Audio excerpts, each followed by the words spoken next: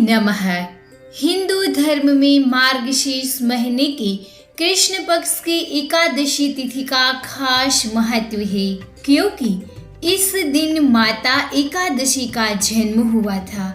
माता एकादशी ने मूर नामक राक्षस का वध कर धरती को उसके अत्याचारों से मुक्त किया था। माता एकादशी के जन्म के कारण एकादशी व्रत की शुरुआत करने के लिए यह उत्पन्ना एकादशी श्रेष्ठ होती है। उत्पन्ना एकादशी के शुभ दिन में पुंसवन संस्कार, सीमंतोन्नयन संस्कार एवं अन्य वैदिक संस्कारों का शुभ विधान है।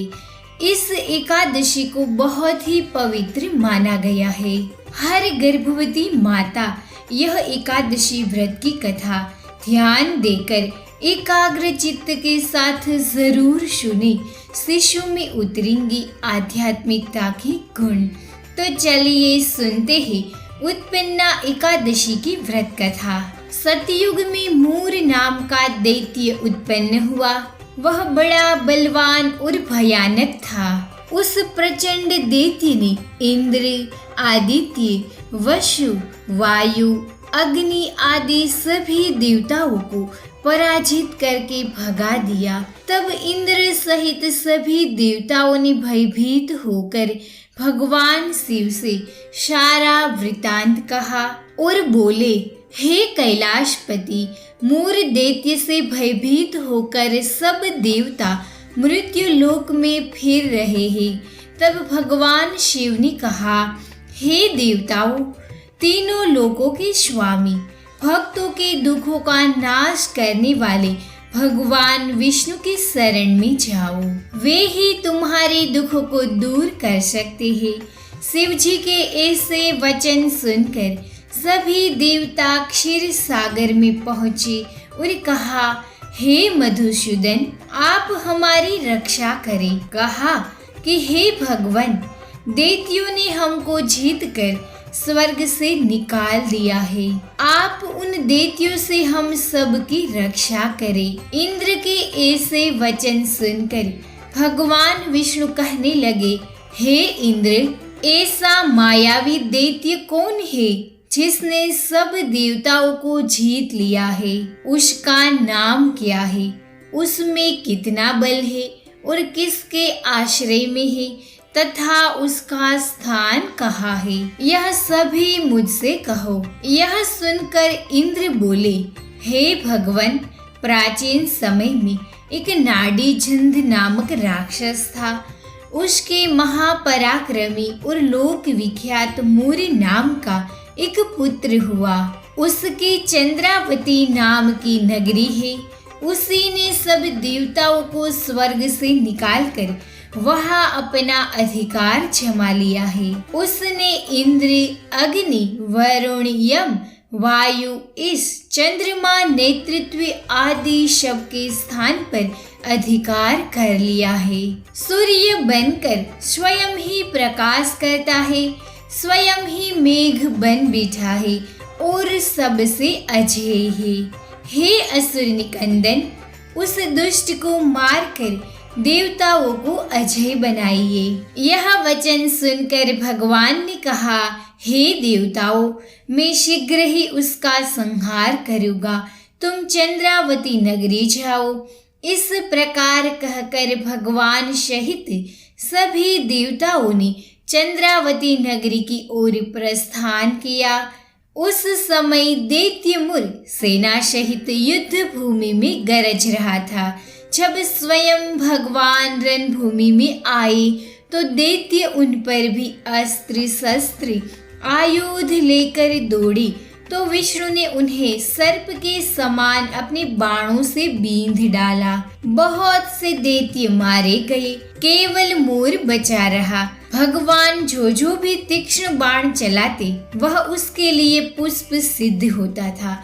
उसका शरीर छिन्न भिन्न हो गया, किंतु वह लगातार युद्ध करता रहा। दोनों के बीच मल्ल युद्ध भी हुआ। 10,000 वर्ष तक उनका युद्ध चलता रहा, लेकिन मूर नहीं हारा। थक कर भगवान बद्रिकाश्रम चले गए। वहाँ हेमवती नामक सुंदर गुफा थी। उसमें विश्राम करने के लिए भगवान उसके अंदर प्रवेश कर गए। यह गुफा 12 योजन लंबी थी और उसका एक ही द्वार था। भगवान विष्णु वहाँ योग निद्रा की गोद में सो गई। मोर भी पीछे पीछे आ गया और भगवान को सोया देखकर मारने को उद्यत हुआ। तभी भगवान के शरीर से उज्ज्वल कांतिमय रूप वाली देवी प्रकट हुई।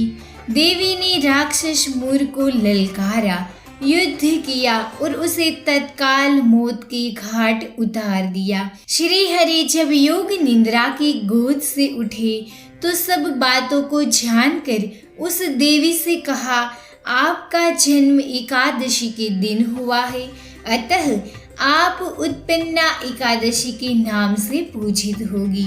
आपके भक्त वही होंगे जो मेरे भक्त हैं। इस प्रकार से उत्पन्ना एकादशी के दिन माता एकादशी का जन्म हुआ था। इसीलिए इस एकादशी का महत्व खास है। इस एकादशी के दिन बड़े ही शुभ कार्य किए जाते हैं। आप गर्भवती हैं तो आप इस दिन आपके पुंसवन संस्कार, सीमंतोन्नयन संस्कार और कई सारे वैदिक संस्कार भी आप इस दिन को कर सकती हैं और आप किसी और व्यक्ति और महिला को यह शुभ दिन के दौरान यह सभी वैदिक कार्यों करने के लिए प्रेरित कर सकती है। आप इस एकादशी के दिन श्री हरि विष्णु के मंत्र का जाप जरूर करें। आप ओम नमो नारायणाय, ओम नमो भगवते वासुदेवाय, इस मंत्र की लिंक मैंने डिस्क्रिप्शन में दी हुई है।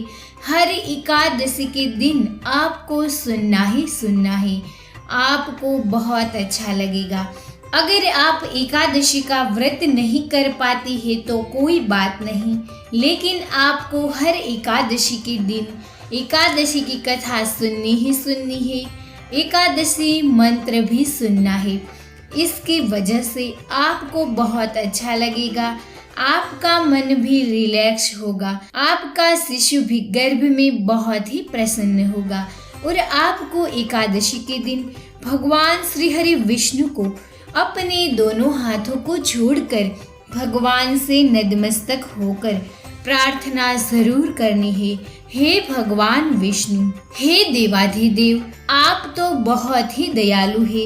एक गर्भवती माता आपसे यह विनती कर रही है, आपसे यह प्रार्थना कर रही है कि मेरे और मेरा गर्भस्थ शिशु अपनी गर्भावस्था के दौरान अच्छे रहे, स्वस्थ रहे, मेरा शिशु भी सुरक्षित रहे, उसका गर्भ में अच्छी तरीके से विकास हो और अंत में मैं मेरे शिशु को अच्छी तरीके से जन्म देकर उसका पालन पोषण कर सकूं।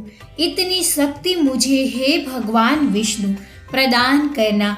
आपका आशीर्वाद सदैव मेरे और मेरे शिशु एवं मेरे परिवार के ऊपर सदैव के लिए बनाए रखना। ओम विष्णुवे